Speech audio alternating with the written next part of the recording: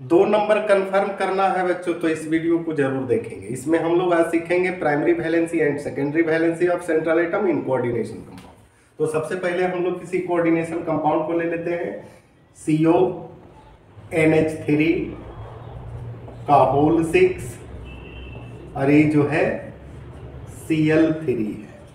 अब बच्चों ब्रैकेट के अंदर जो मेटल है वो डी ब्लॉक एलिमेंट है और वही सेंट्रल एटम कहा जाता है ना।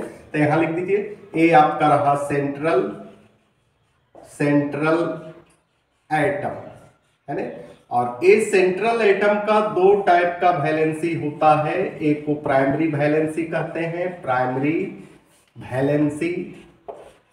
वैलेंसी और दूसरा है आपका सेकेंडरी वैलेंसी। और किसी भी कंपाउंड में ये दोनों को कैसे निकालेंगे आसानी से आप सीखने वाले हैं, वीडियो पूरा देखिएगा। और ये दोनों वैलेंसी आया कहां से बच्चों? वर्नर्स थ्योरी है ना। अब कहता है कि प्राइमरी वैलेंसी जो होता है, सेंट्रल एटम देख रहे हैं, इस पर जितना चार्ज होता है या इसके ऑक्सीडेशन नंबर जो भी होगा, ऑक्सीडेशन नंबर निकाल लीजिएगा, जितना आएगा वो आपका प्राइमरी वैलेंसी हो गया। तो फर्स्ट पॉइंट में लिखेंगे चार्ज ऑन सेंट्रल एटम, या क्या कर देंगे oxidation number of central atom है ना। अब कहता है ये जो होता है बच्चों नॉन डायरेक्शनल होता है, डायरेक्शनल चलिए इन नेचर।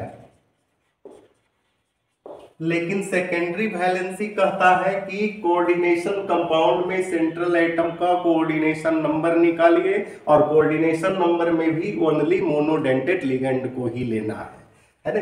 तो यहां लिखेंगे कोऑर्डिनेशन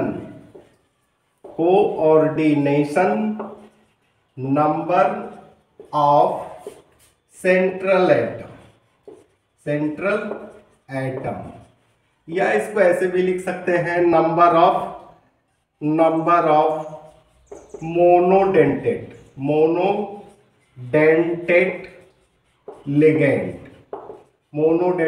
लिगेंड।